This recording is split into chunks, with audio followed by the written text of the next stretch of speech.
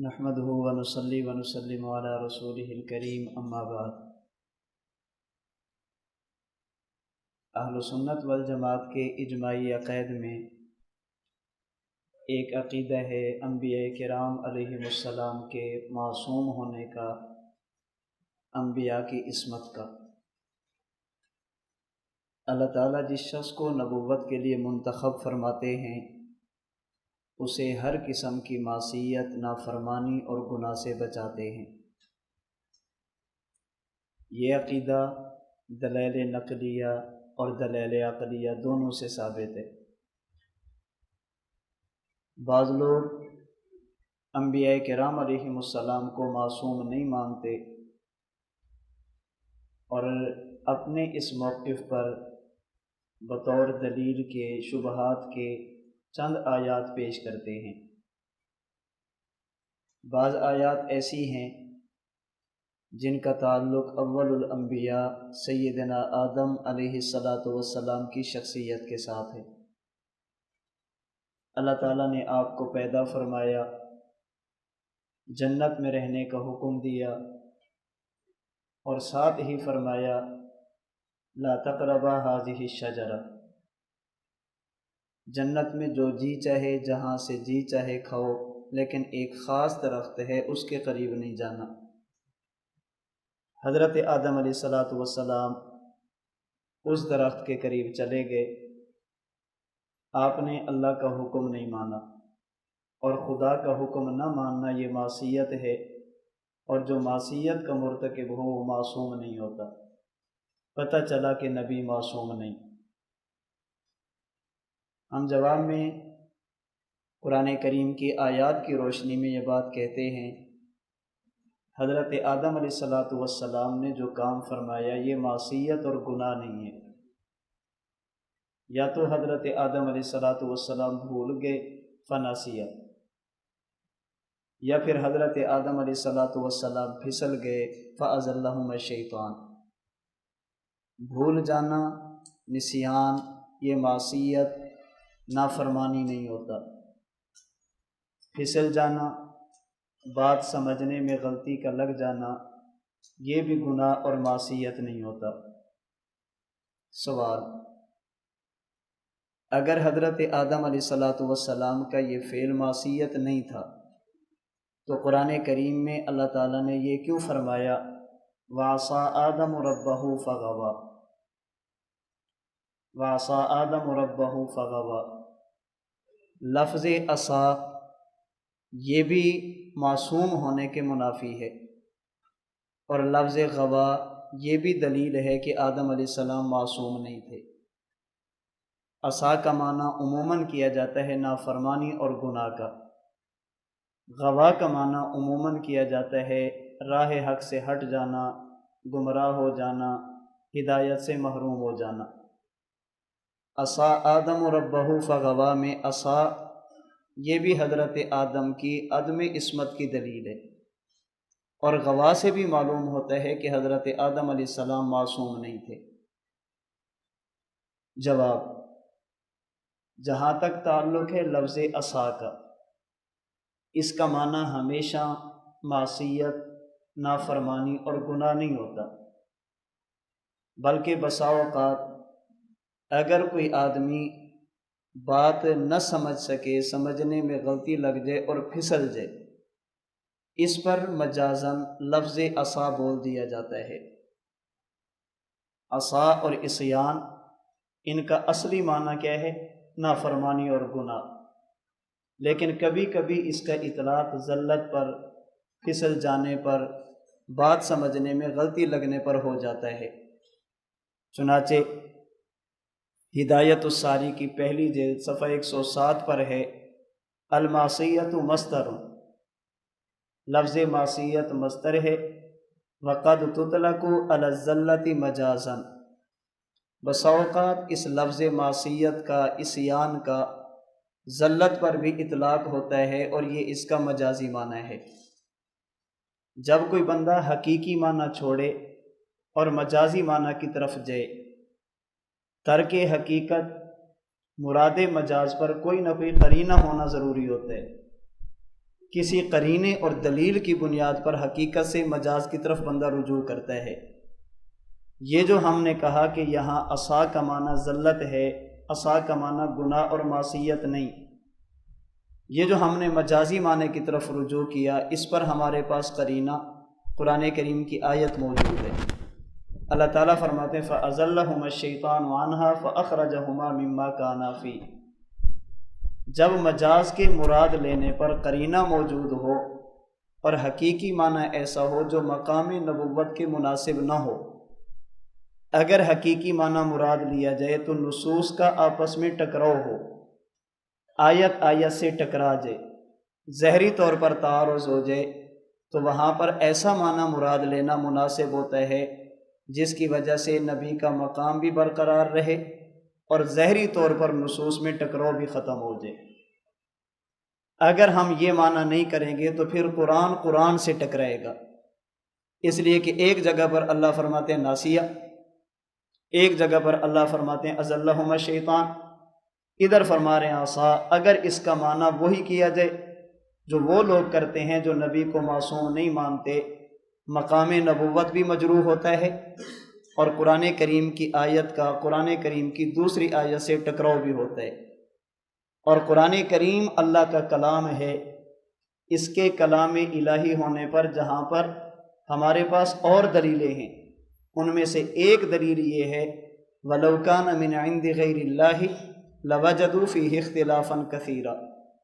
اگر قرآن اللہ کا کلام نہ ہوتا تو قرآنی آیات آپس میں ٹکراتی، قرآنی آیات کا آپس میں تعارض ہوتا۔ قرآنی آیات میں تعارض کا نہ ہونا دلیل ہے کہ یہ کلام اللہ کا ہے، غیر اللہ کا نہیں ہے۔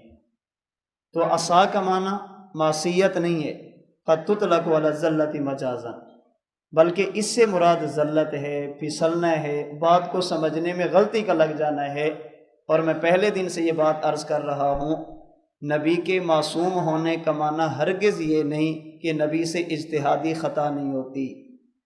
نبی کے معصوم ہونے کا معنی یہ ہے کہ اللہ اپنے نبی کو اپنی نافرمانی سے بچاتے ہیں۔ جسے نبی معصیت سمجھتا ہے، نبی اس کے قریب نہیں آتا اور وہ معصیت اللہ کے نبی کے قریب نہیں جاتی۔ اور جو اس میں دوسرا لفظ ہے غوا، غوا کا معنی ہمیشہ گمراہی نہیں ہوتا، غوایت کا معنی ہمیشہ گمراہی نہیں ہوتا، بلکہ غوا کا ایک معنی ہوتا ہے کہ کسی بندے کی عیش و عشرت کا ختم ہو جانا، جس مزے کے اندر وہ ہو، وہ مزہ اگر ختم ہو جائے، انسان مشقت میں مبتلا ہو جائے، اس پر لفظ غوا بول دیا جاتا ہے۔ چنانچہ امام راغب اصفہانی رحمۃ اللہ علیہ المفردات فی غریب القرآن کے صفحہ 384 پہ فرماتے ہیں، اس آیت کریمہ میں غوا کا معنی یہ ہے فسد عیشہ۔ حضرت آدم علیہ السلام جنت میں تھے تو بڑے مزے میں تھے، نہ محنت نہ مشقت، نہ کمانے کی ضرورت نہ تکلیف اٹھانے کی ضرورت۔ حضرت آدم علیہ السلام کو اللہ نے فرمایا کہ اس درخت کے قریب نہ جانا۔ حضرت آدم بھولے یا بات سمجھنے میں غلطی لگی، نتیجہ فغوا، حضرت آدم علیہ السلام مشقت میں پڑ گئے۔ مشقت کیا تھی؟ جنت میں کمانے کی ضرورت نہیں، اب دنیا میں کمانے کی ضرورت ہے۔ جنت کے اندر مکلف نہیں، اب دنیا میں مکلف ہیں۔ جنت کے اندر تکالیف کا سامنا نہیں، اب دنیا میں تکالیف کا سامنا کرنا پڑے گا۔ تو یہاں غوا کا معنی غوایت گمراہی نہیں، بلکہ اس کا معنی ہے فسد عیشہ۔ حضرت آدم علیہ السلام جس مزے کے اندر رہ رہے تھے، آدم علیہ السلام کی بھول کی وجہ سے وہ مزے ختم ہو گئے۔ یہاں پر غوا کا معنی ہم نے غوایت والا نہیں کیا، یہاں پر ہم نے غوا کا معنی کیا ہے عیش و عشرت کا ختم ہونا، مزے اور سکون کا ختم ہونا۔ اس پر ہمارے پاس قرینہ کیا ہے؟ اس پر بھی ہمارے پاس قرینہ قرآن کریم کی آیت ہے، سورہ طٰہٰ آیت نمبر 117۔ اللہ تعالیٰ فرماتے ہیں قلنا یا آدم ان ھذا عدو لک ولزوجک، آدم شیطان آپ کا بھی دشمن، آپ کے گھر والوں کا بھی دشمن، اس سے بچ کے رہنا۔ فلا یخرجنکما من الجنہ، ایسا نہ ہو کہ یہ تمہیں جنت سے نکال دے، فتشقی، اگر اس نے تمہیں جنت سے نکال دیا تو آپ مشقت میں پڑ جائیں گے، آپ کو تکلیف اٹھانی پڑے گی۔ تو عصا کا معنی ہم نے کیا ہے ذلت، اس پر بھی ہمارے پاس آیت بطور قرینہ اذلہم الشیطان موجود ہے۔ غوا کا معنی ہم نے کیا فسد عیشہ، عیش و عشرت کا ختم ہو جانا، اس پر بھی ہمارے پاس قرینہ قرآن کریم کی آیت سورہ طٰہٰ آیت نمبر 117 موجود ہے۔ اس لیے اس آیت کریمہ کی بنیاد پر سیدنا آدم علیٰ نبینا وعلیہ الصلاۃ والسلام کی معصومیت کا انکار کرنا، آپ کی عصمت کا انکار کرنا، اور ان آیات سے یہ ثابت کرنا کہ آپ نے معصیت کا ارتکاب کیا، یہ بات درست نہیں ہے۔ ہمارا عقیدہ نبی معصوم ہوتا ہے، ہمارے اس عقیدے پر نقلی اور عقلی دلائل موجود ہیں۔ جو لوگ نبی کو معصوم نہیں مانتے وہ بطور شبہ کے قرآن کریم کی وہ آیت پیش کرتے ہیں جن میں سیدنا آدم اور سیدہ حوا دونوں کی ایک دعا کا ذکر ہے، ربنا ظلمنا انفسنا وان لم تغفر لنا وترحمنا لنکونن من الخاسرین۔ اللہ ہم نے نقصان کیا، ہم نے اپنا خود نقصان کیا، اللہ کریم مہربانی فرما معاف کر دے۔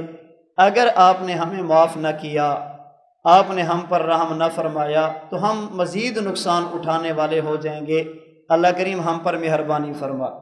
کہتے ہیں دیکھیں، اگر حضرت آدم علیہ الصلاۃ والسلام نے معصیت کا ارتکاب نہیں کیا، آدم علیہ الصلاۃ والسلام نے اللہ کی نافرمانی نہیں کی، یہ دعا کس چیز کی؟ اگر حضرت آدم علیہ السلام نے معصیت کا ارتکاب نہیں کیا تو یہ رونا کس بات کا؟ اگر معصیت اور نافرمانی کا ارتکاب نہیں کیا تو آدم علیہ الصلاۃ والسلام اللہ سے معافی کیوں مانگ رہے ہیں؟ حضرت آدم رو بھی رہے ہیں، معافی بھی مانگ رہے ہیں، اس کو ظلم بھی کہہ رہے ہیں۔ اس کا معنی یہ ہے کہ آدم علیہ الصلاۃ والسلام نے معصیت کا ارتکاب کیا۔ پہلی بات بطور جواب کے سمجھ لیں، حضرت آدم علیہ الصلاۃ والسلام نے ربنا ظلمنا انفسنا فرمایا، اللہ کریم نے قرآن کریم میں حضرت آدم علیہ السلام کے الفاظ کو نقل فرما دیا۔ بعض چیزیں ایسی ہوتی ہیں جو اللہ کی نافرمانی ہوتی نہیں ہیں، معصیت نہیں ہوتی، لیکن ایک بندہ اتنا ذکی اور اتنا حساس طبیعت کا ہوتا ہے کہ وہ سمجھتا ہے کہ مجھے یوں نہیں کرنا چاہیے تھا، اپنے مقام کی وجہ سے، مرتبہ کی وجہ سے، حساسیت کی وجہ سے وہ اس چیز کو بھی ایسے تعبیر کرتا ہے جیسے اس نے معصیت کی ہو۔ معصیت ہوتی نہیں ہے، لیکن اپنے مقام اور مرتبہ کی بنیاد پر اس پر وہ معافی بھی مانگتا ہے، اس پر وہ گڑ گڑاتا بھی ہے، روتا بھی ہے۔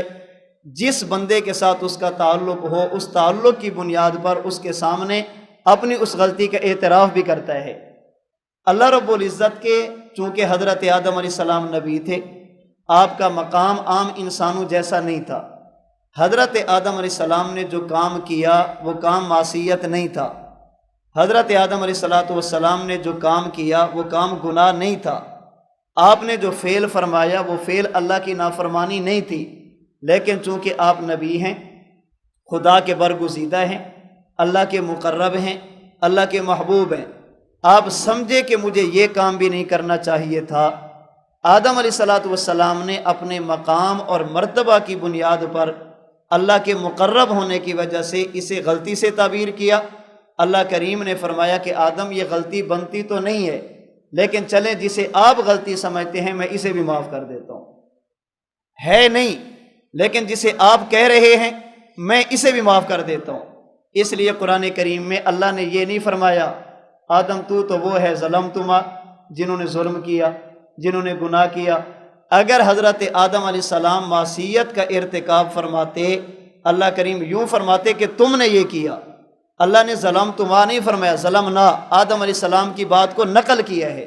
اس کا معنی یہ ہے کہ حضرت آدم علیہ السلام نے معصیت کا ارتکاب نہیں کیا، ہاں آپ سمجھے کہ مجھے یہ کام بھی نہیں کرنا چاہیے تھا، اس لیے کہ ظلم کا معنی ہمیشہ گناہ نہیں ہوتا، بلکہ ظلم کا معنی کبھی کبھی ایسا کام کرنا بھی ہوتا ہے جو نہیں کرنا چاہیے۔ من استرعى الذئب فقد ظلم، کہتے ہیں جس بندے نے بھیڑیں، جس نے بکریوں کا ریوڑ کسی بھیڑیا کے حوالے کر دیا، فقد ظلم، اس نے ایسا کام کیا جو اسے نہیں کرنا چاہیے۔ ظلم کا معنی ہمیشہ گناہ نہیں ہوتا، ظلم کا معنی کبھی شرک ہوتا ہے، ظلم کا معنی کبھی گناہ ہوتا ہے، اور ظلم کا معنی کبھی ایسا کام کرنا جو نہیں کرنا چاہیے۔ تو حضرت آدم علیہ السلام نے ظلمنا انفسنا فرمایا، یہاں ظلمنا کا معنی معصیت نہیں ہے، نافرمانی نہیں۔ باقی حضرت آدم نے معافی کیوں مانگی؟ اس لیے کہ آپ نبی ہیں۔ کیوں معافی مانگی؟ اس لیے کہ اللہ کے مقرب ہیں۔ کیوں معافی مانگی؟ اس لیے کہ اللہ نے اپنے رسالت کے لیے آپ کا انتخاب فرمایا۔ اللہ رب العزت نے آپ کے انہی الفاظ کو نقل فرما دیا کہ یہ غلطی بنتی تو نہیں، لیکن آپ جسے غلطی سمجھتے ہیں میں اللہ اسے بھی معاف کر دیتا ہوں۔ آپ درس گاہ میں بیٹھے ہیں، آپ نے کسی طالب علم کو کہا کہ آپ جائیں اور شیشے کے گلاس میں 1 پاؤ دودھ گرم کر کے لے آئیں۔ وہ لڑکا ایسا ہے جو ذکی بھی ہے، حساس طبیعت کا مالک بھی ہے، اس کو استاد کے ساتھ عقیدت کا تعلق بھی ہے۔ وہ دودھ لے کر آ رہا تھا، ٹھوکر لگی، پھسلا، ہاتھ سے گلاس گرا اور ٹوٹ گیا۔ طالب علم استاد کے پاس ہے اور رونے لگا۔ کیا ہوا؟ استاد جی گلاس میں دودھ لا رہا تھا، ٹھوکر لگی، دودھ بھی گر گیا، گلاس بھی ٹوٹ گیا، آپ مجھے معاف کر دیں۔ استاد کہتے ہیں کہ آپ نے خود جان بوجھ کر گرایا؟ نہیں استاد جی پھسل گیا تھا۔ تو پھر بیٹا رونے کی کیا بات ہے؟ نہیں استاد جی آپ مجھے معاف کر دیں۔ بیٹا آپ نے جان بوجھ کے کیا؟ نہیں استاد جی مجھے ٹھوکر لگی، پھسل گیا تھا، زلت ہو گئی ہے، زلت فی الفعل، زلت ہو گئی ہے، پھسل گیا ہوں۔ بیٹا یہ غلطی نہیں ہے، جائیں بیٹھے، شاباش، کوئی مسئلہ نہیں ہے۔ نہیں استاد جی آپ معاف کر دیں۔ استاد کے پاس ایک اور ان کا دوست بیٹھا ہے، وہ کہتے ہیں حضرت صاحب، مفتی صاحب، قاری صاحب، مولانا صاحب، یہ اس بچے کی غلطی ہے تو نہیں، لیکن یہ بڑا حساس طبیعت کا مالک ہے، آپ اس کو 1 مرتبہ کہہ دیں کہ بیٹا غلطی بنتی تو نہیں ہے، لیکن جسے تو غلطی کہتا ہے جا میں نے اسے بھی معاف کیا، یہ خوش ہو جائے گا۔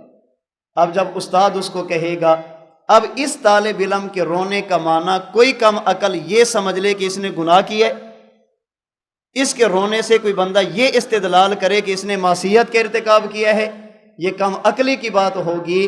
اس طالب علم کا پھسلنے کے بعد بھی اسے غلطی کہنا، پھسلنے کے بعد بھی یہ کہنا کہ آپ مجھے معاف کر دیں، یہ دلیل ہے کہ اس کے مزاج میں اللہ رب العزت نے بڑی حساسیت رکھی ہے۔ اب استاد کہتے کہ بیٹا غلطی بنتی تو نہیں، لیکن جسے تو غلطی کہتے جا میں نے اسے بھی معاف کر دیا۔ حضرت آدم آگے، کیا ہوا؟ ناسیہ، بھول گئے۔ کیا ہوا؟ ازلہم الشیطان، پھسل گئے۔ حضرت آدم کہہ رہے ربنا ظلمنا انفسنا، اللہ معاف کر دے، اے اللہ مجھے معاف کر دے، اے اللہ مجھے معاف کر دے۔ کیوں؟ نبی سے زیادہ اللہ کے قریب کون ہوگا؟ نبی سے زیادہ خدا کا مقرب کون ہوگا؟ نبوت سے زیادہ اللہ کا محبوب کون ہوگا؟ تو حضرت آدم علیہ السلام کا اپنے پھسلنے پر بھی اللہ سے معافی مانگنا، یہ آپ کے معصوم ہونے کی دلیل ہے، آپ کی عصمت کی دلیل ہے، یہ معصیت کی دلیل بالکل نہیں بنتی۔ اس سے تو آپ کا معصوم ہونا ثابت ہوتا ہے۔ دوسری بات سمجھے، اگر کوئی بندہ غلطی سے کوئی کام کر لے، جان بوجھ کر نہیں، غلطی سے کوئی کام کر لے، پھر اسے اپنی غلطی کا جب احساس ہو جائے، اس پر وہ معافی بھی مانگ لے، یہ اس کے معصوم ہونے کی دلیل ہوگی، مزاج کے اچھا ہونے کی دلیل ہوگی، اس کے یہ معصیت اور نافرمانی کی دلیل نہیں ہوگی۔ آپ نے بازار سے نیا جوتا خریدا، خرید کر آپ جمعہ کی نماز ادا کرنے کے لیے، عشاء کی نماز ادا کرنے کے لیے مسجد میں گئے۔ آپ نے جوتا باہر رکھا، مسجد میں نماز ادا کر کے باہر نکلے، آپ نے دیکھا کہ آپ کا نیا جوتا غائب ہے۔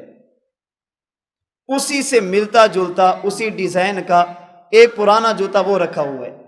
آپ کھڑے ہیں، پریشان ہیں، ایک نمازی، دوسرا نمازی، تیسرا نمازی آگے، کیا ہوا؟ آپ کہتے ہیں میں نیا جوتا لے کر آیا تھا، ابھی پہلی نماز ادا کرنے کے لیے ہے تو کسی نے جوتا میرا اٹھا لیے۔ اب سارے لوگ کھڑے ہیں، پتہ نہیں کس نے اٹھایا ہوگا۔ اچانک باہر سے ایک نمازی دوڑتا ہوا آیا، اس نے دیکھا 5 7 10 15 بندے جمع ہیں۔ وہ آ کر کہتا ہے کہ میں مسجد سے نماز پڑھ کے نکلا، اس جوتے کو میں نے اپنا جوتا سمجھ کر پہن لیا، جب گھر گیا تو مجھے پتا چلا کہ یہ جوتا میرا نہیں، تو مجھے غلطی کا احساس ہوا، میں واپس آ گیا ہوں۔ جس بندے کا بھی جوتا ہے میں اپنی غلطی کا اعتراف کرتا ہوں، آپ مجھے معاف کر دیں۔ وہ کہتے ہیں یار غلطی ہو گئی ہے، معافی کی کیا ضرورت ہے؟ نہیں، آپ مجھے معاف کر دیں۔ گھر پہنچ کر غلطی کا احساس ہو جانا، بھول کر ایک کام کا ارتکاب کرنا، پھر اس پر معافی مانگنا، اس سے کیا ثابت ہوتا ہے کہ بندہ گناہگار ہے؟ جی یہ تو دلیل ہے کہ اس بندے کو اپنی غلطی کا احساس ہوا، اس پر بھی معافی مانگ رہے۔ حضرت آدم علیہ الصلاۃ والسلام جنت سے تشریف لے آئے، اللہ مجھے معاف کر دیں، اے اللہ مجھ سے غلطی ہو گئی، اللہ رب العزت نے معاف کر دیا۔ اگر بندہ بھول کر کام کر لے معصیت ہوتی نہیں، جو بندہ اسے ایسے بیان کرے جیسے اس نے غلطی کی ہو، یہ اس کے معصوم ہونے کی دلیل ہوتی ہے، اس کی معصیت کی دلیل نہیں ہوتی۔ حضرت آدم علیہ الصلاۃ والسلام تو اس پھسلنے پر بھی اللہ سے کیا کر رہے ہیں؟ معافی مانگ رہے ہیں۔ معلوم ہوا کہ حضرت آدم علیہ الصلاۃ والسلام اللہ کے نبی، اور نبی کی زندگی میں معصیت نہیں ہوتی۔ باقی جن آیات کی بنیاد پر حضرت آدم علیہ الصلاۃ والسلام کی عصمت پر حرف اٹھائے جاتے ہیں، آپ کی عصمت کو مجروح کرنے کی کوشش کی جاتی ہے، وہ آیات ایسی ہیں جن کا معصیت، نافرمانی اور گناہ کے ساتھ دور دور کا بھی واسطہ اور تعلق نہیں ہے۔ یہاں بطور فائدے کے درمیان میں ایک بات اور سمجھ لیں۔ سیدنا آدم علیہ الصلاۃ والسلام زمین پر تشریف لے آئے، آپ نے ایک لمبا عرصہ اللہ سے معافی مانگی ہے، ایک لمبا عرصہ ہے جس میں آپ روئے بھی ہیں، اللہ سے معافی بھی مانگی ہے۔ حضرت آدم علیہ الصلاۃ والسلام نے جب اللہ سے معافی مانگی، اس معافی کے لیے آپ نے الفاظ کون سے استعمال کیے؟ آپ کی ایک دعا وہ ہے جس کا تذکرہ قرآن کریم میں ہے، ایک دعا وہ ہے جس کا تذکرہ حدیث قدسی میں ہے۔ حدیث مرفوع بھی بنتی ہے، حدیث قدسی بھی بنتی ہے۔ حدیث قرآن کی آیت میں کیا ہے؟ ربنا ظلمنا انفسنا وان لم تغفر لنا وترحمنا لنکونن من الخاسرین۔ آدم علیہ السلام کی یہ دعا قرآن کریم میں ہے، اور حدیث مبارک میں امام حاکم رحمۃ اللہ علیہ نے المستدرک علی الصحیحین کی تیسری جلد میں حدیث پاک نقل کی، جسے حضرت شیخ مولانا زکریا صاحب رحمۃ اللہ علیہ نے فضائل ذکر میں بھی نقل کیا۔ اللہم انی اسألک بحق محمد لما غفرت لی، اے اللہ آخری پیغمبر جناب محمد الرسول اللہ صلی اللہ علیہ وسلم کے واسطے سے، ان کے وسیلہ سے، ان کے صدقے سے مجھے معاف کر دیں۔ اب بعض لوگ کہتے ہیں حضرت آدم علیہ الصلاۃ والسلام کی جو دعا قرآن کریم میں ہے اس میں تو وسیلے کا ذکر نہیں ہے، جو دعا حدیث مبارک میں ہے اس کے اندر وسیلے کا ذکر ہے، تو جو دعا قرآن کریم میں ہے وہ دعا معتبر ہوگی۔ حدیث مبارک والی دعا میں چونکہ وسیلے کا ذکر ہے، قرآن کریم میں وسیلے کا ذکر نہیں ہے، اس لیے حدیث مبارک والی دعا کا انکار کیا جاتا ہے۔ ہم کہتے ہیں یہ کہاں کا اصول ہے کہ ایک دعا قرآن میں ہو دوسری دعا حدیث میں ہو تو حدیث والی دعا کو چھوڑ دیا جائے۔ انبیاء کرام علیہم الصلاۃ والسلام، خاتم الانبیاء صلی اللہ علیہ وسلم، آپ کی بعض دعائیں وہ ہیں جو قرآن کریم میں ہیں، بعض دعائیں وہ ہیں جو حدیث مبارک میں ہیں۔ جس طرح ہم قرآن کریم کو مانتے ہیں حدیث مبارک کو بھی مانتے ہیں۔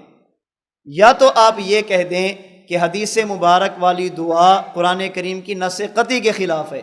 آپ حضرات نے مسئلہ توسل پڑھ لیا ہے، قرآن کریم وسیلے کے ثبوت کی بات کرتا ہے، قرآن کریم میں توسل کا انکار تو نہیں کیا گیا۔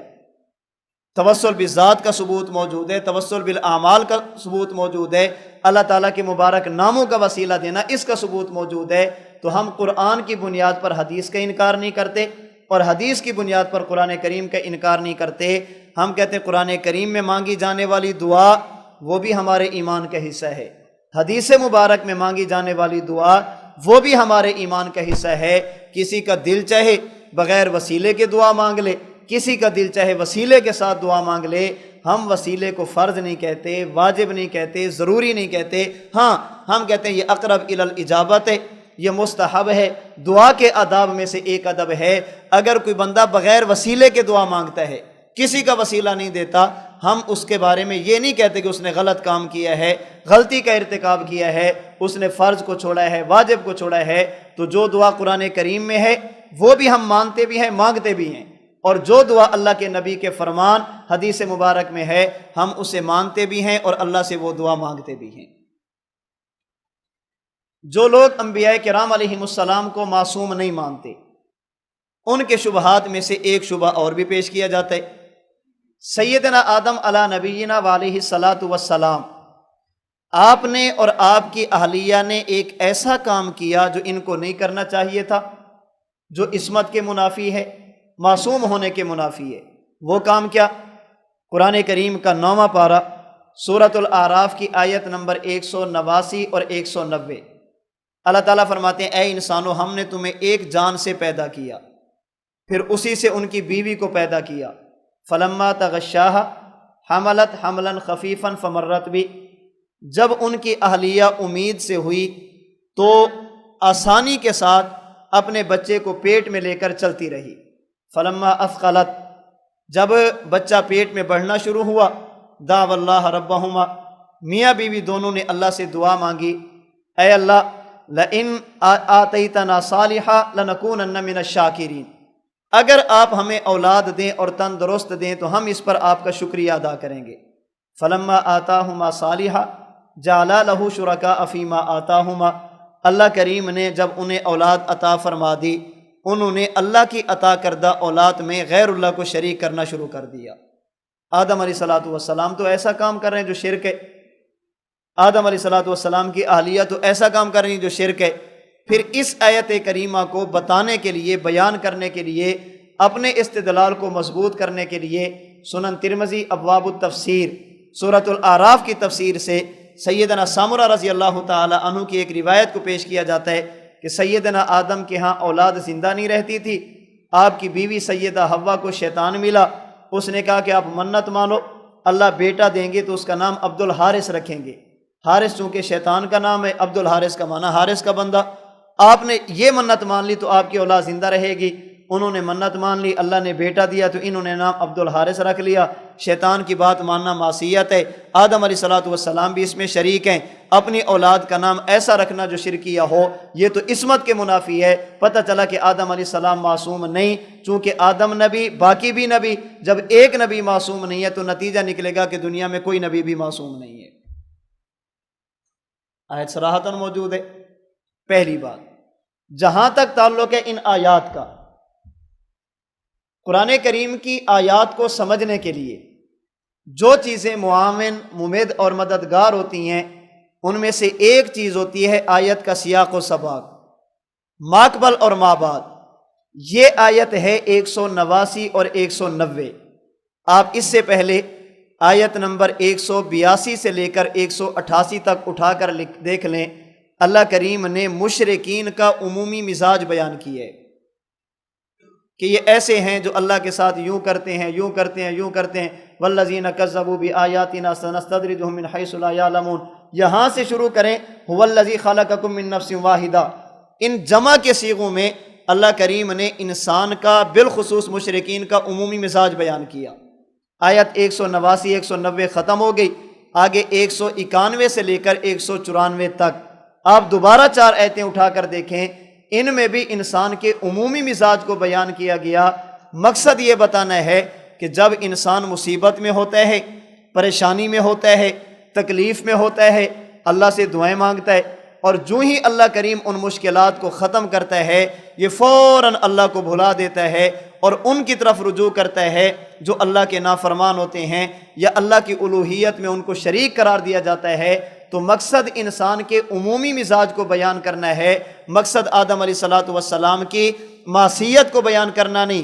اس سے پہلے بھی عمومی مزاج ہے، اس کے بعد بھی عمومی مزاج ہے۔ اس کا معنی یہ ہے، ان آیات میں اللہ کریم نے انسان کا عمومی مزاج بیان کیا۔ جب تک اولاد نہیں ہوتی اللہ سے مانگتے ہیں، جب تک خطرات ہوتے ہیں اللہ کی طرف رجوع کرتے ہیں، جو ہی اللہ کریم اولاد دے دیں، اللہ کریم اولاد والی نعمت عطا فرما دیں، اللہ مشکلات کو آسانیوں میں تبدیل فرما دیں، تو یہ فوراً اللہ کو بھلا کر انہیں کبھی اپنے پیروں کا کمال قرار دیتے ہیں، کبھی اپنے بزرگوں کا کمال قرار دیتے ہیں، کبھی وڈیروں کا کمال قرار دیتے ہیں، کبھی اپنے معبودان باطلہ کی طرف نسبت کرتے ہیں۔ تو ان آیات میں سیدنا آدم اور سیدہ حوا کی بات نہیں کی جا رہی، بلکہ انسان کے عمومی مزاج کو بیان کیا جا رہا ہے۔ اور یہ بات صرف ہماری نہیں، قرآن کریم کی ان آیتوں کی تفسیر جو میں نے عرض کی ہے، یہی تفسیر مفسر قرآن، ترجمان القرآن سیدنا عبداللہ بن عباس رضی اللہ عنہما نے کی ہے، جو تفسیر الدر المنصور میں موجود ہے۔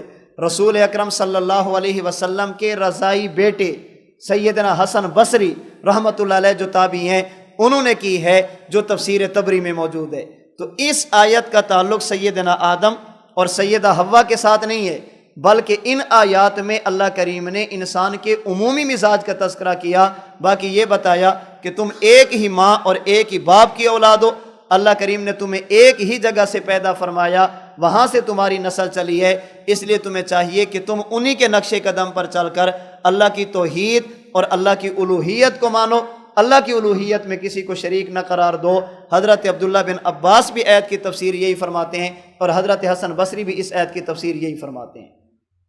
حضرت حسن بصری رحمۃ اللہ علیہ یہ رسول اللہ صلی اللہ علیہ وسلم کے رضعی بیٹے ہیں، تابعی ہیں۔ ام المومنین سیدہ ام سلمہ رضی اللہ تعالی عنہا کے انہوں نے دودھ پیے۔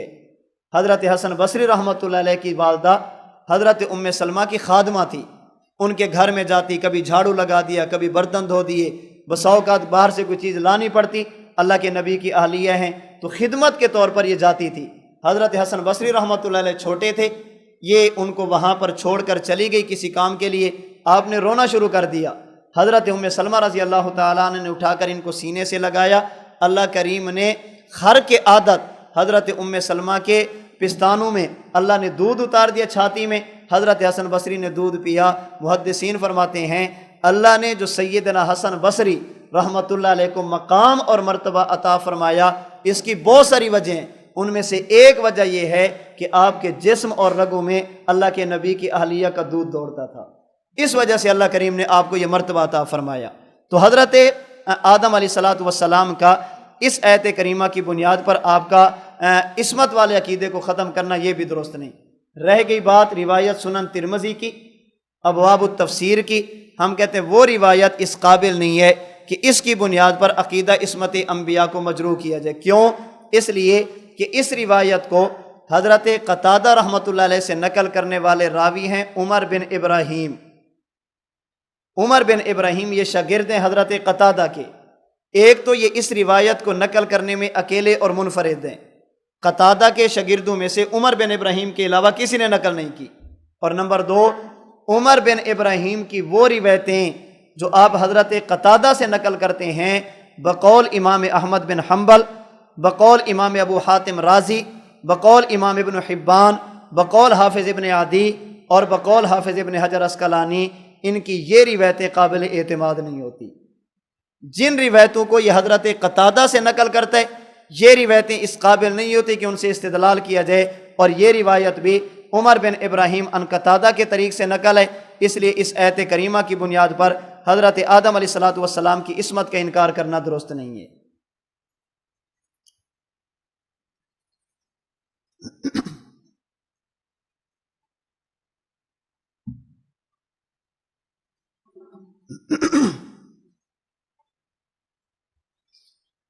ہمارا اہل سنت والجماعت کا عقیدہ ہے اللہ کا نبی معصوم، اس عقیدے پر دلائل نقلیہ دلائل عقلیہ دونوں موجود ہیں۔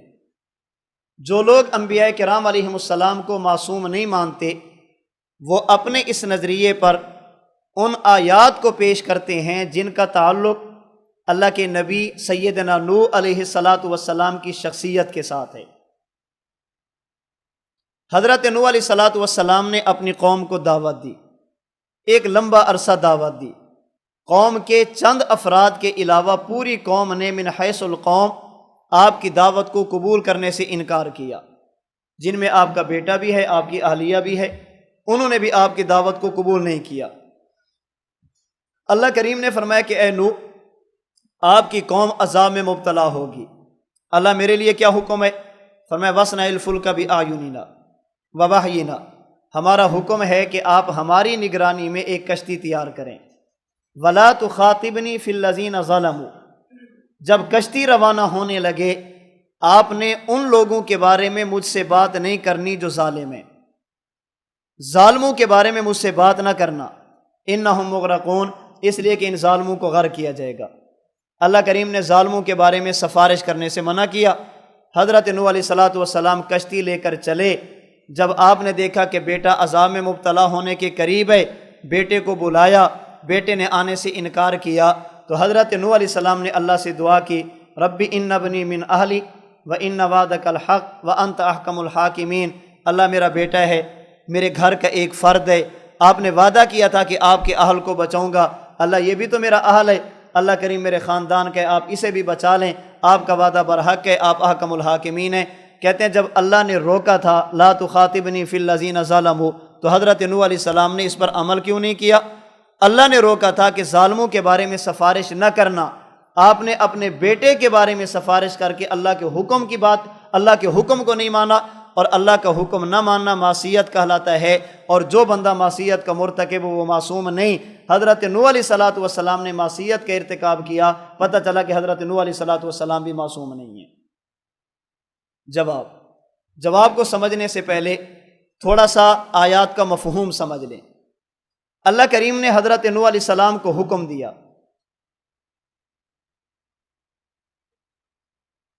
ہوگی بات پوری بزرگ؟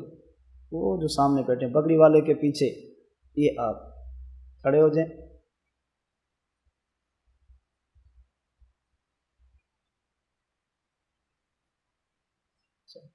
اب بیٹھ جائیں، بات پوری ہو گئی؟ رہتی ہے تو کر لیں جی، کوئی بات رہتی ہے تو کر لیں، میں غصہ نہیں ہو رہا، اجازت دے رہا ہوں آپ کو۔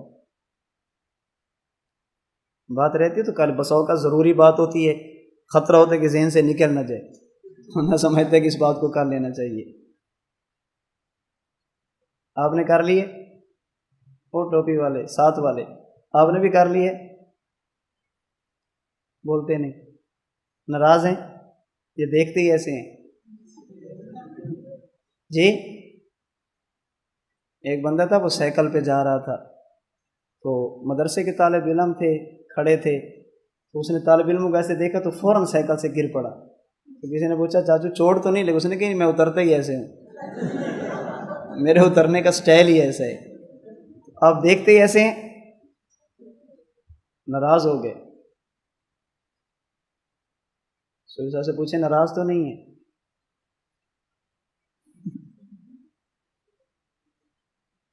کبھی یک بیک توجہ، کبھی دفعتاً تغافل، کبھی ایسے دیکھتے ہیں، کبھی یوں جیسے جانتے بھی نہ ہوں، کبھی یک بیک توجہ، کبھی دفعتاً تغافل، مجھے آزما رہا ہے کوئی رخ بدل بدل کر۔ یہ باتیں بڑی سمجھ آتی ہیں آپ کو۔ عقیدہ سمجھ اے نئے، دلیل سمجھ اے نئے، سوال کا جواب سمجھ اے نئے، یہ باتیں بہت جلدی سمجھ آتی ہیں، ہمیں بھی ایسی سمجھ آتی تھی۔ چلیں، ہوتا ہے ایسے، دیکھیں ضروری بات بسا اوقات ہوتی ہے۔ میں غصہ بھی نہیں ہو رہا، ڈانٹ بھی نہیں رہا، میں نے تو صرف ان کو اس لیے کھڑا کیا ہے تاکہ سب کو پتہ چل جائے، کیونکہ جب میں نے کہا فلاں تو سارے دیکھ رہے تھے، تو سب علماء کو تکلیف دینے کی بجائے بندہ ایک کو تکلیف دے دے جی۔ احمد البلیتین، ایک طرف 10 علماء کو تکلیف ہو، ایک طرف ایک کو تکلیف ہو، تو کیا کرنا چاہیے؟ ہاں، ایک کو دینی چاہیے، اس لیے میں نے ان کو کھڑا کیا۔ باقی اللہ معاف کرے، کوئی ایسا مقصد نہیں تھا، میں نے اپنی بات روک لی، آپ کو تو کچھ نہیں کہا۔ اور حضرت ساجد احمد برکاتہم العالیہ یہ فرماتے ہیں، ہمارا بھی ایک یہی ہے کہ اگر دوران گفتگو کوئی بندہ بات کرنے لگے، ہم اپنی بات روک لیتے ہیں کہ آپ اپنی بات پوری کر لیں، پھر ہم شروع کر لیتے ہیں۔ ناراض نہیں ہوتے، ڈانٹتے نہیں ہیں، تمہیں شرم نہیں آتی، حیا نہیں آتی۔ میں کل بھی کہا تھا کہ جب آپ اس منصب پر بیٹھیں، آپ نے بھی پھر اسی طرح کرنا ہے۔ اگر کوئی آپ کے سبق میں شاگرد باتیں کرنے لگے تو تپنا نہیں ہے، گرم نہیں ہونا، میں نے اتنا مطالعہ کیا ہے، تمہیں احساس ہی نہیں ہے، تمہیں اس چیز کا پتہ بھی نہیں ہے کہ علم کیا ہوتا ہے، علم کی قدر ہی نہیں کرتے، اتنا جلدی بندے کو گرم نہیں ہونا چاہیے، سمجھیے، اتنا تو اللہ بھی معاف کرتے ہیں نا۔ تو تخلقوا باخلاق اللہ کا معنی کیا ہے؟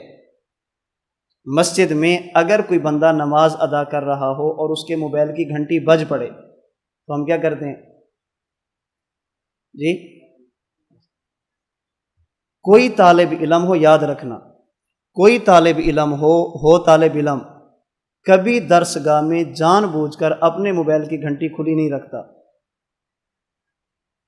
کوئی نمازی دوران نماز اپنے موبائل کی گھنٹی جان بوجھ کے کھلی نہیں رکھتا۔ طالب علم کا موبائل کلاس میں بج پڑے، اس کا معنی بھول گیا ہے۔ نمازی کا موبائل نماز میں بج پڑے، اس کا معنی بھول گیا ہے۔ بھول تو ہم تو یہی کہنے کہ حضرت آدم علیہ السلام بھول گئے تھے، تو بھول کو تو اللہ بھی معاف کر دیتے، آپ بھی چھوڑ دیں، بس نظر انداز کریں۔ لیکن ہمارے یہاں مسجد میں نمازی کے موبائل بجنے پر اتنا شور نہیں ہوتا جتنا سمجھانے والوں پر شور ہوتا ہے۔ ابھی ایک طالب علم بات کرے نا، میں کہوں خاموش ہو جائیں، اس کی اتنا شور نہیں ہوگا جتنا چپ کرانے والوں کا شور ہوگا۔ سمجھ، ایسے شور کریں گے۔ شروع کریں، بولتے نہیں، بولیں بزرگوں، بھائی زمانہ بولنے کا ہے، یہ جو زمانہ ہے نا، زمانہ یہ بولنے کا ہے۔ کسی نے کہا تھا نا، جو کچھ ہو رہا ہے اسے دیکھتے رہو چپ چاپ، یہی سکون سے جینے کی ایک صورت ہے۔ جو ہو رہا ہے اسے دیکھتے رہو چپ چاپ، یہی سکون سے جینے کی ایک صورت ہے۔ بس دیکھو، ختم کرو۔ اگر سکون سے، ہم کہتے ہیں نا، میں زندہ ہوں اس لیے کہ میں بول رہا ہوں۔ یہ دنیا کسی گونگے کی کہانی نہیں لکھتی۔ یہ کیا ہے بھی جو کچھ ہو رہا ہے بندہ گونگا بن کے پھرتا رہے؟ میں زندہ ہوں اس لیے کہ میں بول رہا ہوں۔ یہ دنیا کسی گونگے کی کہانی نہیں لکھتی۔ اگر کہانی لکھوانی ہے تو بولنا پڑے گا۔ چلیں، حضرت نوح علیہ السلام نے بات کی، مفہوم میں عرض کر رہا تھا۔ حضرت نوح علیہ السلام کو اللہ نے فرمایا کہ اے نوح، کشتی تیار کریں۔ کرنا کیا ہے؟ احمل فیہا من کل زوجین اثنین، اس میں جانور نر اور مادہ یہ سوار کرنا۔ وَأَهْلَكَ، اپنے گھر والوں کو سوار کرنا جو آپ کے رشتہ دار ہیں۔ وَمَنْ آمن، اور جو اہل ایمان ہیں آپ کے رشتہ دار نہیں، ان کو سوار کریں۔ جانوروں کے جوڑے سوار کریں۔ وَأَهْلَكَ، اپنے رشتہ داروں کو سوار کریں۔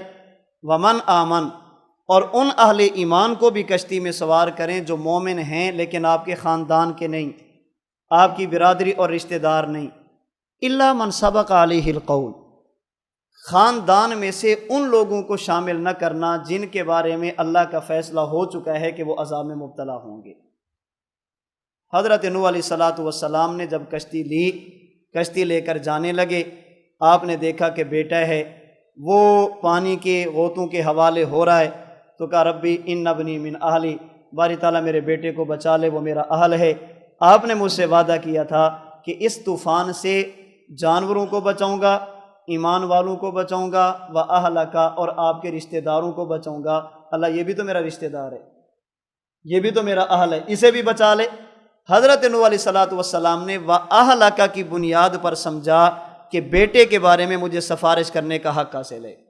سوال ہوگا قرآن میں تو إِلَّا مَنْ سَبَقَ عَلَيْهِ الْقَوْلُ کھڑا ہے، اللہ نے فرما دیا کہ ان اہل کو سوار کرنا جن کے بارے میں عذاب کا فیصلہ نہیں ہوا۔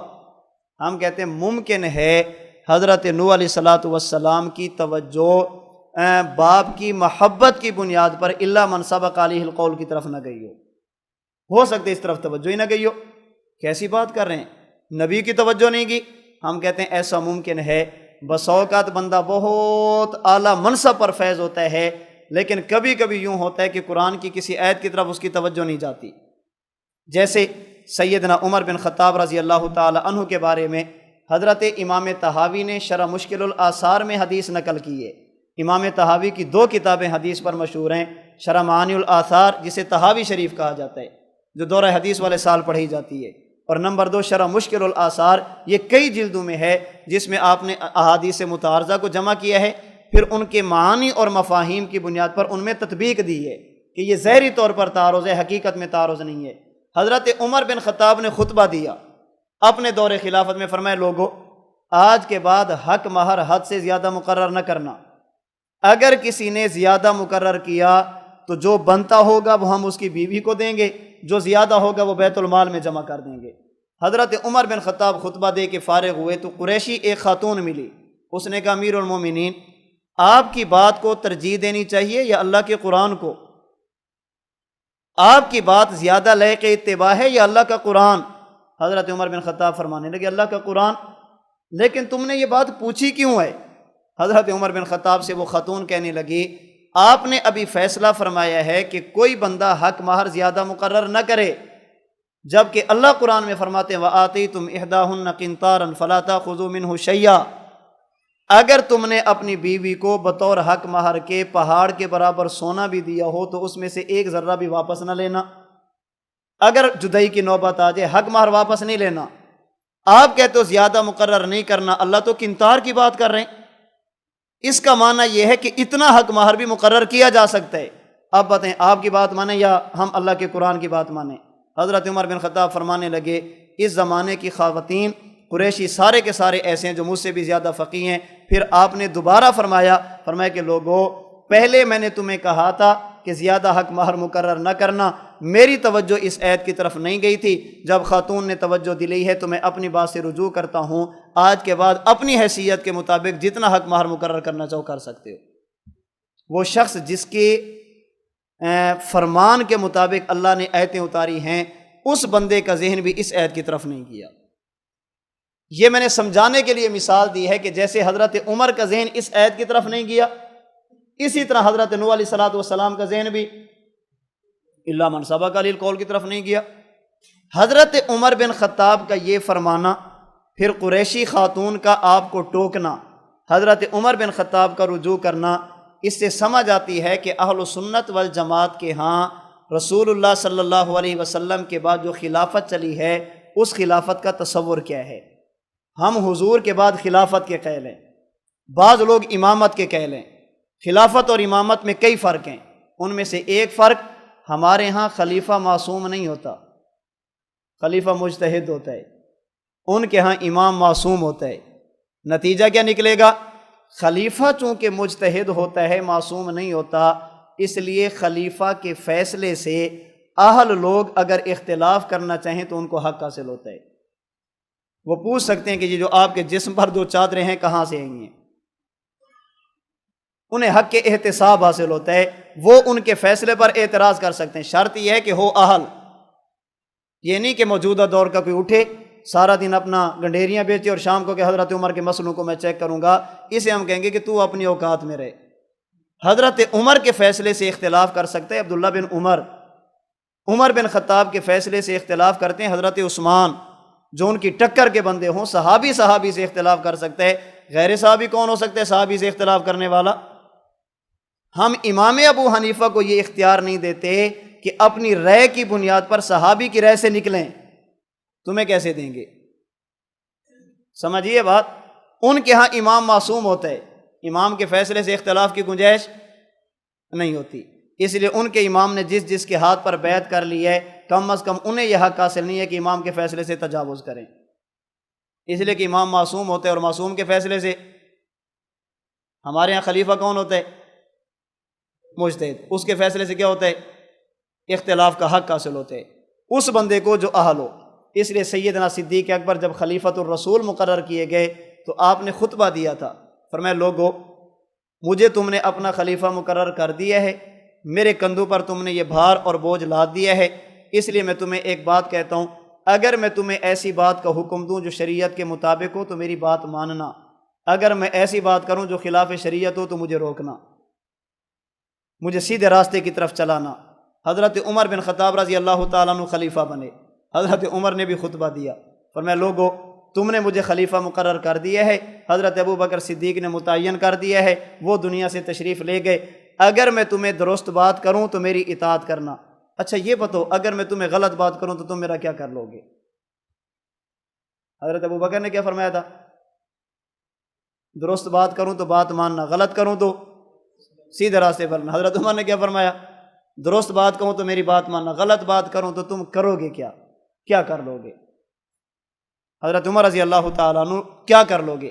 حضرت صدیق اکبر رضی اللہ تعالیٰ عنہ نے جب فرمایا تھا نا کہ میرے خیال میں اپنے بعد خلیفہ ان کو مقرر کیا جائے، تو بعض لوگوں نے کہا تھا بہت سخت آدمی ہے، بہت سخت مزاج آدمی ہے۔ حضرت ابو بکر فرمانے لگے کندھوں پہ بوجھ نہیں ہے اس لیے سخت ہے، جب بوجھ جائے گا نا بالکل ٹھیک ہو جائے گا، ذمہ داری آئے گی نا بالکل ٹھیک ہو جائے گا۔ حضرت عمر نے فرمایا تو ایک بدو کھڑا ہوا، تلوار لی، فرمایا خطاب کے بیٹے جب سیدھے راستے سے ہٹے گا نا تجھے تلوار کے ساتھ سیدھا کریں گے، تو ہٹ کے تو دکھا۔ حضرت عمر فرمانے لگے اللہ تیرا کرم ہے، تو نے مسلمانوں میں ایسے لوگ بھی پیدا کیے ہیں جو مجھے سیدھا کرنا جانتے ہیں، مجھے سیدھا کرنا جانتے ہیں۔ سمجھئے بات آپ کو؟ تو حضرت عمر رضی اللہ تعالی عنہ کا جس طرح اس آیت کی طرف متوجہ نہ ہونا، ذہن نہیں گیا۔ بڑے سے بڑا آدمی بھی ایسا ہو سکتا ہے کہ بس اوقات آیات کی طرف ذہن نہیں ہوتا، احادیث کی طرف ذہن نہیں ہوتا، بندہ ایک خاص کیفیت میں ہوتا ہے، اس کیفیت کی بنیاد پر حضرت نوح علیہ الصلوۃ والسلام کا چونکہ بیٹا تھا، آپ نے سمجھا کہ یہ میرے اہل میں ہے، اور اللہ نے کیا کہا تھا؟ وَأَهْلَكَ، آپ کے اہل کو میں نجات دوں گا، اپنے اہل کو بھی سوار کرنا۔ تو آپ کا ذہن الا من سبق علیہ القول کی طرف نہیں گیا، اس بنیاد پر آپ نے سفارش فرما دی۔ اس سے بھی حضرت نوح علیہ الصلوۃ والسلام کی عصمت، آپ کا معصوم ہونا بھی مجروح نہیں ہوتا، اور ہمارا عقیدہ انبیاء کا معصوم ہونا یہ بھی ختم نہیں ہوتا۔ جو لوگ انبیاء کرام علیہم السلام کو معصوم نہیں مانتے، ان کے شبہات میں سے بعض شبہات وہ ہیں جن کا تعلق سیدنا ابراہیم خلیل خدا علیہ الصلوۃ والسلام کی شخصیت کے ساتھ ہے۔ نمبر 1، حضرت ابراہیم علیہ الصلوۃ والسلام نے قوم کو دعوت دی، قوم کو سمجھانے کے لیے آپ نے کئی طریقے اختیار کیے۔ ان میں سے ایک طریقہ قرآن کریم کا 7واں پارہ سورہ انعام کی آیت 76، 77، 78، فلما جن علیہ اللیل رأى کوکبا قال ھذا ربی، ستاروں کو دیکھا تو کہا یہ میرا رب ہے۔ فلما رأى القمر بازغا قال ھذا ربی، چاند کو دیکھا تو کہا یہ میرا رب ہے۔ فلما رأى الشمس بازغة قال ھذا ربی ھذا اکبر، جب سورج کو دیکھا تو کہا یہ سب سے بڑا ہے، یہ میرا رب ہے۔ حضرت ابراہیم نے ستاروں کو رب کہا، چاند کو رب کہا، سورج کو رب کہا، تو جو بندہ غیر اللہ کو رب کہے وہ معصوم ہوتے؟ ابراہیم علیہ الصلوۃ والسلام تو ان کو رب کہہ رہے ہیں، معلوم ہوا کہ آپ معصوم نہیں ہیں۔ پہلی بات، حضرت ابراہیم علیہ الصلوۃ والسلام نے ھذا ربی کہہ کر ان کے رب ہونے کا اقرار نہیں کیا، رب ہونے کا انکار کیا ہے۔ رب ہونے کا اقرار نہیں کیا، رب ہونے کا کیا معنی؟ بس اوقات ایک بندہ بات کرتا ہے، سوال کرتا ہے، اور اس سوال کا مقصد ہوتا ہے بات کو پکا کرنا، اسے کہتے ہیں استفہام تقریری۔ استفہام تقریری، الستُ بربکم، اللہ نے پوچھا تھا کیا میں تمہارا رب نہیں ہوں، یعنی میں تمہارا رب ہوں۔ باپ کہتے ہیں بیٹا میں تیرا باپ نہیں ہوں، یعنی میں تیرا باپ ہوں۔ استاد کہتے ہیں میں تیرا استاد نہیں ہوں، یعنی استاد ہوں۔ پیر کہتے ہیں میں آپ کا شیخ نہیں ہوں، یعنی شیخ ہوں۔ کبھی سوال کیا جاتا ہے بات کو کیا کرنے کے لیے؟ پکا کرنے کے لیے، اور کبھی سوال کیا جاتا ہے، بات کی جاتی ہے اس بات کا انکار کرنے کے لیے۔ کیف تکفرون باللہ، اللہ نے تمہیں مردہ سے زندہ کیا، موت سے تمہیں حیات دی، عدم سے وجود دیا، تم اللہ کی بات کا کیسے انکار کرتے ہو؟ یعنی تمہیں اللہ کی بات کا انکار نہیں کرنا چاہیے، اللہ کی بات کا انکار نہیں کرنا چاہیے۔ میں کہتا ہوں امیر صاحب پانی لے کے، امیر صاحب پانی لے کے، میں نے دیکھا گلاس ٹوٹا ہو، میں نے کہا میں اس گلاس میں پانی پیوں گا، اس گلاس میں پانی پیوں گا، کیا معنی؟ اس گلاس میں پانی نہیں پیتا۔ یہ ہے استفہام انکاری۔ حضرت ابراہیم علیہ السلام نے جو ھذا ربی کہا، اس کا معنی فلما جن علیہ اللیل رأى کوکبا، جب ستارے کو کہا ھذا ربی، یہ میرا رب ہے، یہ رب ہے۔ فلما افل، جب چھپ گیا، قال لا احب الآفلین، کہا او کا مکلو، میں اسے محبوب ماننے کے لیے تیار نہیں ہوں، تم کہتے ہو معبود مان لو، میں اسے محبوب بنانے کے لیے تیار نہیں، اور تم کیا کہتے ہو؟ ابراہیم علیہ الصلوۃ والسلام تو خود ساتھ ساتھ نفی کر رہے ہیں۔ تو یہ استفہام انکاری ہے، یہ استفہام تقریری نہیں ہے۔ آپ بتانا چاہتے ہیں کہ جو چھپ جائے وہ رب نہیں ہے، جو غروب ہو جائے وہ رب نہیں ہے، جس پر زوال آ جائے وہ رب نہیں ہے۔ ھذا ربی کہہ کر آپ نے رب ہونے کا اقرار نہیں کیا بلکہ رب ہونے کا انکار کیا۔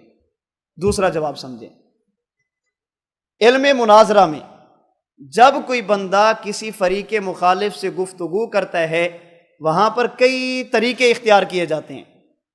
مناظرہ کا ایک طریقہ ہے مماشات مع الخصم، مماشات مع الخصم، فریق مخالف کے ساتھ قدم سے قدم ملا کر چلنا، اس کی ہاں میں ہاں ملاتے جانا۔ اس قدم ملانے کا معنی یہ نہیں ہے کہ اس بندے نے اس کے موقف کو تسلیم کیے، اس کی ہاں میں ہاں ملانے کا معنی یہ نہیں ہوتا کہ اس نے اس کی بات کو مان لی ہے۔ اس کا معنی ہوتا ہے اسے تھوڑی سی ڈھیل دینا، تھوڑا چلتے دینا، وہ سمجھے کہ شاید میرا کیا ہو گیا ہے، ہم ذہن ہو گیا ہے، چلتے چلتے اچانک ایسی چوٹ مارنا کہ وہ سوچنے پر مجبور ہو جائے۔ اس کے لیے عربی زبان کا ایک محاورہ استعمال کیا جاتا ہے، ارخاء العنان، گھوڑے کی لگام کو ڈھیلا چھوڑ دینا۔ گھوڑے کا دل کرتا ہے کہ آج میں نا مالٹے کے باغ کی طرف جاؤں، مالک کہتے نہیں جانا چاہیے، وہ زور لگاتے نہیں جانے دیتا۔ مالک اس کو سبق سمجھانے کے لیے اس کی لگام کو ڈھیلا چھوڑ دیتا ہے۔ اب وہ آگے یہ پیچھے، لگام کو ڈھیلا چھوڑتا جا رہا ہے۔ وہ کیا سمجھتا ہے شاید مالک کیا ہے اب راضی ہو گیا ہے۔ جو ہی وہ کھیت کے قریب پہنچتا ہے نا، یہ اتنی زور سے لگام کھینچتا ہے کہ وہ پوری زندگی پھر اس طرف جانے کا سوچتا بھی نہیں ہے۔ اسے کہتے ہیں مماشات مال خصم ارخاء الانعام۔ حضرت ابراہیم علیہ السلام نے کہا نا ھذا ربی، اس کا معنی یہ نہیں ہے کہ آپ نے رب ہونے کا اقرار کیا۔ انہوں نے کیا سمجھا؟ شاید ہماری حمایت کر لی۔ ابراہیم علیہ السلام سمجھانا چاہتے تھے بابا یہ رب نہیں، جب چھپا فرمایا لا احب العافلین، میں اسے محبوب بنانے کے لیے تیار نہیں، بتائیں میں اسے معبود کیسے بناؤں گا۔ یہ علم الکلام کے طریقوں میں سے ایک طریقہ ہے، علم مناظرہ کے اصولوں میں سے ایک اصول ہے، گفتگو کرنے کے سلیقوں میں سے ایک سلیقہ ہے کہ بندہ فریق مخالف کے ساتھ چلتا ہے، ٹھیک ہے یہ بات بھی آپ کر رہے ہیں، یہ بھی ٹھیک ہو گیا، یہ ٹھیک ہو گیا، ٹھیک ہو گیا، چلتے چلتے اسی کی بات میں اسے یوں پھنسایا جاتا ہے، اسے سمجھ آتی ہے کہ میرا نظریہ بالکل باطل ہے، میری بات بالکل غلط ہے۔ یہ جو تھوڑی دیر پہلے تک اس کے ساتھ چلا جاتا ہے نا، اس کا مقصد اس کی ہاں میں ہاں ملانا نہیں، اس کا مقصد اس کے موقف کو تسلیم کرنا نہیں ہوتا، بلکہ کیا کرنا ہوتا ہے؟ اس کے موقف کے بطلان کو واضح کرنا ہوتا ہے۔ اس لیے اس بنیاد پر بھی سیدنا ابراہیم علیہ السلام کی عصمت کا انکار نہیں کیا جا سکتا۔ نمبر 2، ابراہیم علیہ السلام کی قوم میلے پہ جانے لگی۔ ابراہیم چلو میلے پہ چلتے ہیں، فنظر نظرۃ فی النجوم، آپ نے دیکھا، فقال انی سقیم، فرمایا میں بیمار ہوں، میری طبیعت ٹھیک نہیں ہے، طبیعت ناساز ہے۔ ابراہیم علیہ السلام بیمار تھے نہیں، آپ نے خود کو سقیم فرمایا، خلاف واقعہ بات کی ہے، اور خلاف واقعہ بات کرنا کذب کہلاتا ہے، اور جو بندہ کذب کا مرتکب ہو وہ معصوم نہیں ہوتا۔ پتہ چلا ابراہیم علیہ السلام معصوم؟ جواب سمجھیں۔ علم بلاغت میں ایک اصطلاح چلتی ہے توریہ، علم بلاغت میں ایک اصطلاح چلتی ہے توریہ، کسے کہتے ہیں؟ ایسا لفظ بولنا جو ذو معنی ہو، ایسا لفظ بولنا جس کے دو مطلب ہوں، ایک مطلب قریبی، ایک مطلب بعیدی، ایک معنی بالکل واضح اور ایک معنی ہوتا ہے جو واضح نہیں ہوتا، وہ ہوتا دور کا ہے۔ متکلم جب ایسا لفظ بولتا ہے تو مخاطب سامع وہ اس کا ظاہری معنی مراد لیتے ہیں قریبی، جبکہ متکلم کی مراد ظاہری اور قریبی معنی نہیں ہوتا، بلکہ وہ معنی ہوتا ہے جو دور کا ہوتا ہے۔ یہ بظاہر خلاف حقیقت بات ہوتی ہے، حقیقت میں خلاف حقیقت بات نہیں ہوتی۔ بخاری شریف کی روایت ہے، سیدنا ابو بکر صدیق رضی اللہ تعالی عنہ ہجرت والی رات رسول اللہ صلی اللہ علیہ وسلم کو لے کر جا رہے ہیں۔ کچھ ایسے لوگ ملے جو تجارت کے مشغلہ سے وابستہ تھے۔ حضرت ابو بکر صدیق کے ساتھ ان کی شناسائی تھی، جان پہچان تھی۔ پوچھا ابو بکر یہ آپ کے ساتھ بندہ کون ہے؟ فرمانے لگے ھذا الرجل یہدینی السبیل، یہ وہ شخص ہے جو مجھے راستہ دکھاتا ہے، یہ وہ شخص ہے جو مجھے راستہ دکھاتا ہے۔ اب اس کا ظاہری معنی کیا ہے؟ راستہ نیا ہے، مجھے پتہ نہیں، اس کو میں نے اجرت اور کرائے پر لیا، یہ مجھے بتاتا ہے کہ یہ راستہ محفوظ ہے، یہ محفوظ نہیں، اس لیے اس کو لے کر جا رہا ہوں۔ انہوں نے یہی سمجھا۔ حضرت ابو بکر صدیق نے معنی مراد لیا، یہ شخص وہ ہے جو مجھے بتاتا ہے کہ یہ راستہ جہنم والا، یہ جنت والا، یہ مجھے جنت کے راستے کی طرف لے کر جاتا ہے، اسے کہتے ہیں توریہ۔ رسول اللہ صلی اللہ علیہ وسلم کی خدمت میں ایک عورت آئی، یا رسول اللہ، آپ علیہ السلام کی خدمت میں ایک عورت آئی، یا رسول اللہ آپ مجھے یہ بتائیں کہ میں جنت میں جاؤں گی نہیں جاؤں گی؟ فرمایا بوڑھی عورت جنت میں نہیں جائے گی۔ یہ روتی ہوئی جانے لگی، حضور علیہ السلام نے بلایا، فرمایا اس کا معنی یہ ہے کہ کوئی بوڑھی عورت بڑھاپے کی حالت میں جنت میں نہیں جائے گی۔ اب اس کی مراد ظاہری معنی کیا تھا؟ شاید جائے گی نہیں، اور حضور کے فرمان کا مقصد کیا تھا؟ بڑھاپے کی حالت میں نہیں جائے گی۔ یا رسول اللہ مجھے گھوڑا دے دیں، میں سواری کرنا چاہتا ہوں۔ فرمایا ہم آپ کو گھوڑی کا بچہ دے دیتے ہیں۔ کہیں گے یا رسول اللہ میں نے اس پر سوار ہونا ہے، یہ بچہ مجھے کیسے اٹھائے گا؟ آپ علیہ السلام نے فرمایا کہ جو بڑا گھوڑا ہوگا وہ بھی تو گھوڑی کا بچہ ہوگا۔ اب اس نے معنی اور مراد لیا، اور حضور علیہ السلام کے ذہن میں کیا تھا؟ ایک شخص تھا وہ دعا کر رہا تھا، اے اللہ مجھے گھوڑا دے دے، اے اللہ مجھے گھوڑا دے دے۔ صبح کے وقت جا رہا تھا تو راستے میں چور گھوڑی چوری کر کے آ رہے تھے، دوران سفر اس گھوڑی نے بچہ دے دیا۔ انہوں نے دیکھا کہ بندہ آ رہا ہے، اس کو پکڑا، دو لگئی، انہوں نے کہا کہ ہم نے جانا ہے، تو نے گھوڑی کے بچے کو اٹھا کر 2 میل تک چلنا ہے۔ اب اس نے گھوڑی کا بچہ اٹھایا، وہ جو چھوٹا بچہ تھا اس کو کندھے پہ اٹھایا، جا رہا ہے، اور کہتا ہے جاتے ہوئے کہہ رہا ہے کہ اے اللہ تو سنتا ہے سمجھتا نہیں ہے۔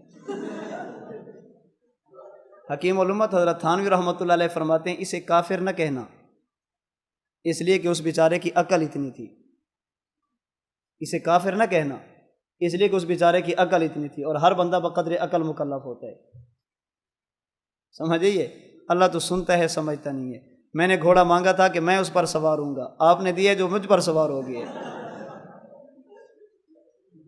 سمجھئے بات آپ کو؟ تو اسے توریہ کہتے ہیں۔ حضرت ابراہیم علیہ السلام کی قوم آئی، ابراہیم میلا کا ظالمو، میں پہلے تمہارے کفر کی وجہ سے پریشان ہوں، شرک کی وجہ سے پریشان ہوں، تمہاری بد اخلاقی کی وجہ سے پریشان ہوں، تم مجھے ایک اور طرف لے کے جانا چاہتے ہو، انی سقیم، تمہاری پہلی بیماریاں دیکھ دیکھ کر مجھے تکلیف ہوتی ہے، تمہیں ایک اور بیماری میں لے جانا چاہتے ہو۔ انی سقیم کا ظاہری معنی، قریبی معنی یہ تھا کہ سر میں درد ہے، پیٹ میں درد ہے، بخار ہے، طبیعت ٹھیک نہیں ہے، جبکہ حضرت ابراہیم علیہ السلام کی مراد یہ تھی تمہارے کفر کو دیکھ کر، تمہارے شرک کو دیکھ کر، تمہاری بد عملی کو دیکھ کر، تمہارے گناہوں کو دیکھ کر، تمہاری معصیت کو دیکھ کر میں روحانی طور پر بہت کڑن ہوتی ہے، مجھے بہت تکلیف ہوتی ہے، اس لیے آپ نے انی سقیم فرمایا ہے، انی مریض نہیں فرمایا۔ فرمایا کہ میری طبیعت ناساز ہے، اس لیے میں آپ کے ساتھ نہیں چل سکتا۔ نمبر 3، حضرت ابراہیم علیہ السلام کی قوم چلی گئی میلے پر، آپ نے کلہاڑا لیا، سارے بتوں کو کاٹا، ان میں جو بڑا بت تھا سب سے بڑی قد والا، اس کے کندھے پر جو کلہاڑا تھا وہ کھڑا کیا، واپس آ گئے۔ واپس ہے تو دیکھا کسی کی ٹانگ نہیں ہے، کسی کا ہاتھ نہیں ہے، سارے معبود بیچارے، ہر کسی کو اپنی پڑی ہوئی ہے۔ کس نے یہ کیا ہوگا؟ ایک نوجوان ہے، سمینا فتن یذکرہم یقال لہ ابراہیم، ایک ہے نوجوان، ان کا تذکرہ بہت کرتا تھا، میں بتاؤں گا تمہیں، ان کو بھی بتاؤں گا، ہو سکتا ہے اسے نے بلاؤ۔ فاتو بہ علی اعین الناس، آگے انت فعلت ھذا بآلہتنا یا ابراہیم، ابراہیم یہ آپ نے کیا؟ فرمایا بل فعلہ کبیرہم ھذا فاسألوہم ان کانوا ینطقون، میں نے تو نہیں کیا، اس نے کیا ہوگا، یہ جو بڑا کھڑا ہے جس کے پاس آلہ قتل موجود ہے، زندہ سلامت کھڑا ہے، اس کا تو کچھ نہیں ہوا نا، اسی سے پوچھو اگر بول سکتے ہیں۔ ابراہیم علیہ السلام نے کیا خود، نسبت بت کی طرف کی ہے، خلاف حقیقت بات کی ہے، جو بات خلاف حقیقت ہو وہ کذب ہوتی ہے، اور کذب کا مرتکب معصوم نہیں ہوتا۔ پتہ چلا ابراہیم علیہ السلام معصوم نہیں، جب آپ معصوم نہیں تو باقی نبی بھی معصوم نہیں۔ جواب، علم بلاغت میں ایک اصطلاح چلتی ہے تعریض، چوٹ مارنا، ایسی تنقید کرنا کہ بندہ سر جھکانے پر مجبور ہو جائے، ایسی بات کرنا کہ بندہ لاجواب ہو جائے، اسے کہتے ہیں تعریض۔ ابراہیم علیہ السلام نے جو بل فعلہ کبیرہم ھذا فاسألوہم کہا، یہ کیا تھا؟ تعریض تھی۔ آپ یہاں پر تشریف لے آئے، آپ پڑھنے کے لیے آئے، آپ کہتے ہیں میں کسی کو بلاتا ہوں، ابو بکر آپ کے والد صاحب کیا کرتے ہیں؟ اسا جی مٹھائی بناتے ہیں، اور بہت زبردست بناتے ہیں، کھانے والی ہوتی ہے۔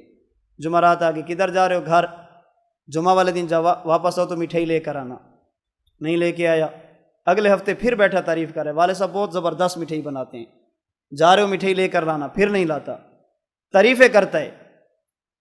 اب یہ مدرسے میں ہے، لاتا نہیں۔ ایک طالب علم ہے بھائی سہیل، یہ آئے ملنے کے لیے، انہوں نے مٹھائی کا ڈبہ لیا ہوا، میں بیٹھا دفتر میں، مٹھائی کا ڈبہ رکھ دیا، میں نے جب کھولا تو مجھے مٹھائی اچھی لگی، عثمان ذرا ابو بکر کو بلاؤ، ابو بکر آگے، ابو بکر مٹھائی کھاؤ۔ اس نے جب مٹھائی کی، اس جی بہت زبردست ہے، کہاں سے آئی؟ میں نے کہا آپ کے والد صاحب نے بھیجی ہے، آپ کے ابو جان نے بھیجی ہے۔ یہ سمجھے گا یار استاد کیسا ظالم آدمی ہے، لے کر میں آیا ہوں، استاد تو جھوٹ بول رہے، لایا میں ہوں، لیکن یہ کہتے ہیں آپ کے والد صاحب نے بھیجی ہے۔ جسے میں کہہ رہا ہوں کہ آپ کے والد صاحب نے بھیجی، اسے سمجھ آ گئی، یہ اب سر جھکا لیتا ہے، شرم سے ایسے ہنستا ہے جو ہنسنا نہیں چاہیے، شرم کی وجہ سے سر جھکا لیتا ہے، اسے کہتے ہیں تعریض۔ ابراہیم علیہ السلام نے فرمایا ان کو نہ پوجو، ابراہیم خیال کرنا نقصان دیں گے، ان کو چھوڑ دو، ابراہیم خیال کرنا تمہیں تباہ کر دیں گے، سارا کچھ یہی کرتے ہیں، نفع نقصان کے مالک یہ ہیں، ان کے بارے میں ایسی باتیں نہ کرنا، سب کچھ کرنے والے یہ ہیں۔ حضرت ابراہیم علیہ السلام نے جب بتوں کو کاٹا، قوم نے پوچھا کس نے کیا؟ فرمایا سب کچھ یہی نہیں کرتے، سارا کچھ تو یہی نہیں کرتے، بل فعلہ، اسی نے کیا ہے نا، سارا کچھ تو یہی کرتے ہیں۔ ابراہیم علیہ السلام نے بل فعلہ کبیرہم ھذا فاسألوہم کہہ کر کذب کا ارتکاب نہیں کیا، آپ نے تعریض ماری ہے، چوٹ ماری ہے، ایسی تنقید کی ہے، ثم نکسوا علی رؤوسہم، وہ سر جھکانے پر مجبور ہو گئے۔ لقد علمت ما هؤلاء ينطقون، ابراہیم آپ کو تو پتہ ہے یہ بولتے نہیں۔ فرمایا جب بولتے نہیں اف لکم، پھر تم پر بھی افسوس ہے، تمہارے معبودوں پر بھی افسوس ہے۔ تو آپ نے تعریض کی ہے اور تعریض کو اچھا جی، ابراہیم علیہ الصلوۃ والسلام نے انی سقیم کہا، آپ کہتے ہیں گناہ نہیں۔ ابراہیم علیہ الصلوۃ والسلام نے بل فعلہ کبیرہم کہا، آپ کہتے ہیں معصیت نہیں۔ ایک بات اور کر لیتے ہیں، صحیح بخاری میں روایت موجود ہے، حضرت ابراہیم علیہ الصلوۃ والسلام اپنی بیوی سیدہ سارہ کو لے کر جا رہے ہیں، راستے میں ایک ظالم بادشاہ نے روکا، جس کی عادت یہ تھی کہ اگر شوہر ساتھ ہوتا تو عورت کو چھین لیتا، اگر کوئی رشتہ دار ایسا ہوتا جو شوہر کے علاوہ تو پھر چھوڑ دیتا۔ حضرت ابراہیم علیہ السلام کو پتہ چل گیا۔ جب بادشاہ نے پوچھا کہ یہ کون ہے، ابراہیم علیہ السلام نے فرمایا کہ یہ میری بہن ہے، یہ میری بہن ہے۔ بیوی کو بہن کہا، خلاف حقیقت بات کی ہے، یہ تو کذب ہوا۔ ہم کہتے ہیں جواب اس کی وضاحت خود روایت میں موجود ہے۔ حضرت ابراہیم علیہ السلام نے سیدہ سارہ سے کہا تھا کہ دیکھ بات آ گئی ہے عزت اور ناموس کی، اس وقت اس علاقے میں میرے اور تیرے علاوہ کوئی مسلمان نہیں، اس اعتبار سے میرا اور آپ کا رشتہ ایمانی اخوت کا بنتا ہے، ایمانی طور پر میں آپ کا بھائی اور تو میری بہن، اس لیے کہ یہاں پر میرے اور آپ کے علاوہ کوئی بندہ بھی مسلمان نہیں۔ انما المؤمنون اخوۃ، ایمان والے کا ایک ایمان والے کے ساتھ رشتہ اخوت کا ہوتا ہے۔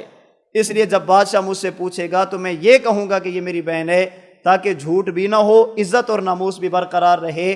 تو حضرت ابراہیم نے تو خود وضاحت فرما دی، ہاں آپ یہ کہہ دیں کہ دینی بنیاد پر کسی کو بھائی کہنا یہ جائز نہیں، تو ہم بتائیں گے سیدنا ابو بکر صدیق رضی اللہ تعالی عنہ کو حضور نے فرمایا تھا کہ دینی اعتبار سے تو میرا بھائی ہے۔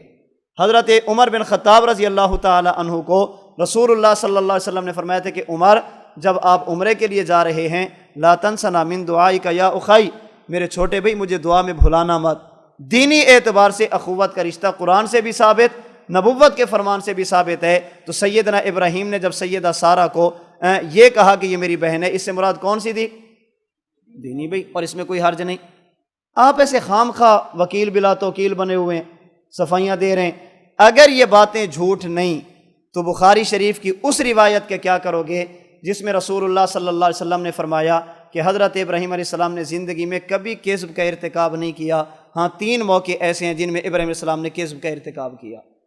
بیمار نہیں تھے، انی سقیم کہا، کام خود کیا بل فعلہ کبیرہم کہا، اور اپنی بیوی کو کیا کہا؟ بہن کہا۔